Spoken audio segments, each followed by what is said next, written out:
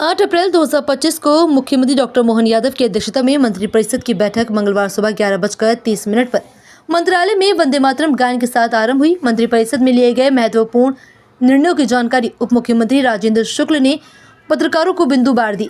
उप मुख्यमंत्री शुक्ल ने पत्रकारों से कहा कि आज के मंत्रिपरिषद के निर्णयों में स्वावलंबी गौशाला स्थापना नीति 2025 स्वीकृत की गई, जिसकी जानकारी आपको मध्य प्रदेश शासन के पशुपालन एवं डेयरी मंत्री लखन पटेल बिंदु बार देंगे। पशुपालन मंत्री लखन पटेल ने पत्रकारों को संबोधित करते हुए कहा कि प्रधानमंत्री नरेंद्र मोदी के 11 अप्रैल को केंद्रीय गृह मंत्री अमित शाह के 13 अप्रैल के मध्य प्रदेश दौरे से पहले मोहन सरकार ने मंगलवार को कैबिनेट बैठक में स्वावलंबी गौशाला स्थापना नीति 2025 को मंजूरी दे दी। इस नीति के अंतर्गत सरकार प्रदेश में 8 लाख से ज्यादा निराश्रित गायों को देखभाल पर नए सिरे से काम करेगी। साथ ही मंत्री पटेल ने कहा कि नीति के तहत पब्लिक प्राइवेट पार्टनरशिप से गौशालाओं की तर्ज पर गौ विहार खोले जाएंगे। निजी निवेशकों को 1 रुपए की दर से जमीन दी जाएगी।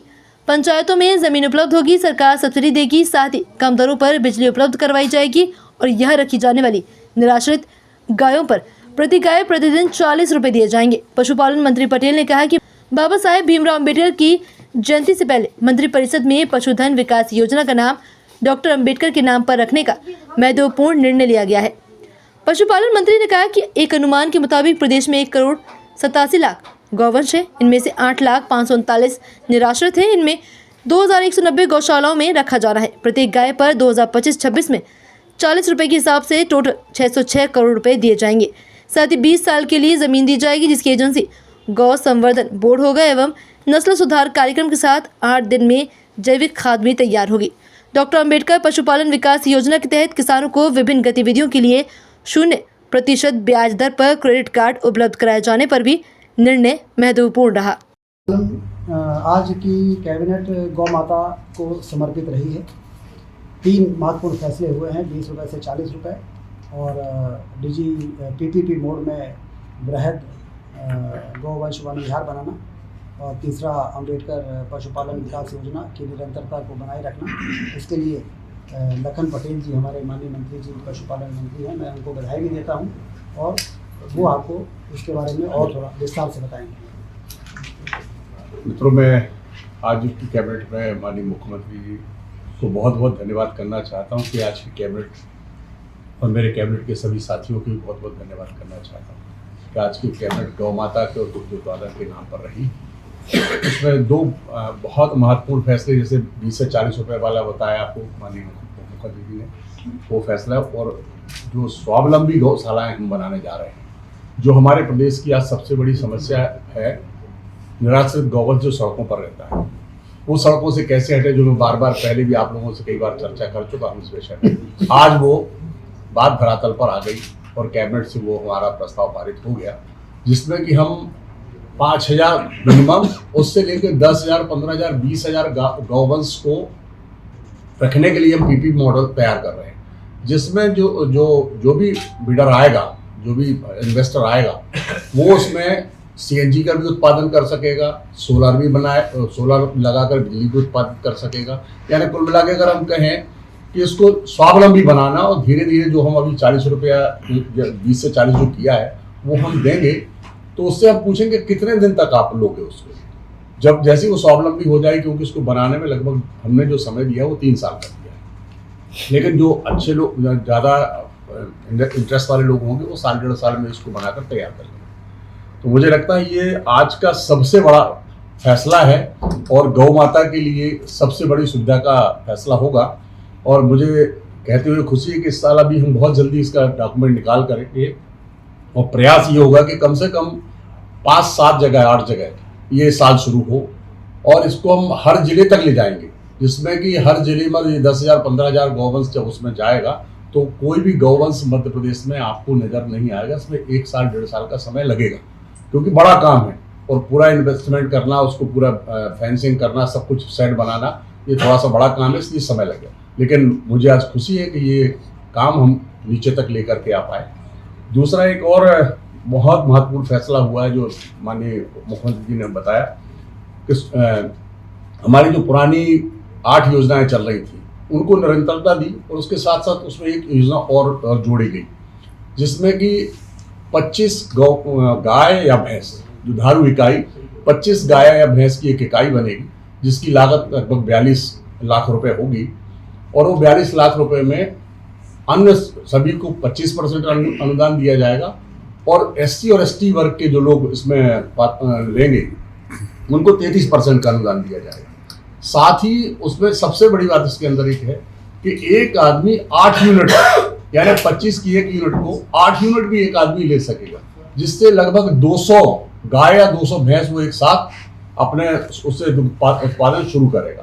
तो इससे एक तो ये होगा कि हमारा प्रदेश का दुग्ध उत्पादन बढ़ेगा, साथ ही लोगों को रोजगार भी इससे उपलब्ध होगा, रोजगार भी मिलेगा।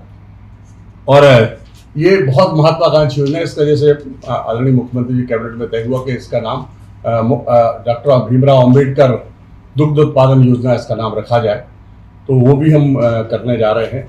और मुझे आज बहुत प्रसन्नता इस बात की कि मेरा सपना था कि गाय को हम कैसे हटाएं, और जिस दिन मैं पशुपालन मंत्री बना था उस दिन मुझे किसी एक बहुत बड़े आदमी ने कहा था मुझसे कि इस विभाग में अगर तुमने ये काम कर लिया तो शायद ये सबसे बड़ा इस प्रदेश के लिए काम होगा। और मुझे लग रहा है कि अब हम उस पर शुरू हो गए और आज से हम प्रारंभ कर रहे हैं इस काम को। आने वाले बहुत जल्दी इसके परिणाम देखेंगे।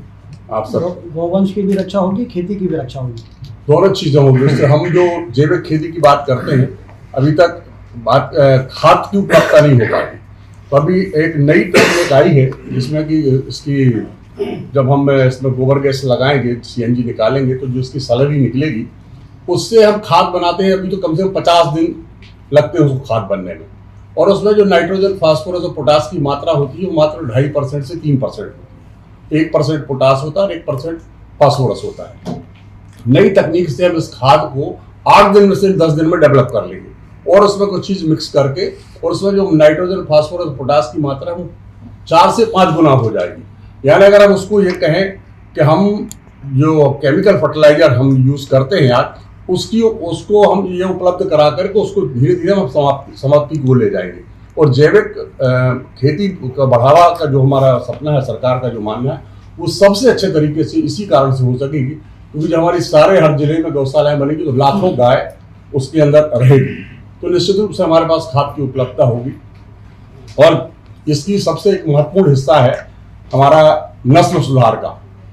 इसमें हमने एक प्रोविजन किया है कि जो गौवंश वहां रहेगा उसकी हमको नस्ल सुधार भी करना पड़ेगी, क्योंकि 30% जितनी भी गाय रखेगा उसमें 30% हमने अलाउ किया है कि आप दूध उत्पादन वाली गाय भी आप उसमें रख सकते हैं, क्योंकि आपको उसको स्वावलंबी बनाना है। तो वो तो रखेगा ही, साथ में उसकी जो हमारी लोकल गाय रहेगी वहाँ, उसकी नस्ल सुधार करके हम अच्छी बछियाँ तैयार करेंगे, चाहे वो हम IVF से एम्ब्रियो ट्रांसप्लांट से करें या सेक्स ऑर्टेड सीमेन से करें।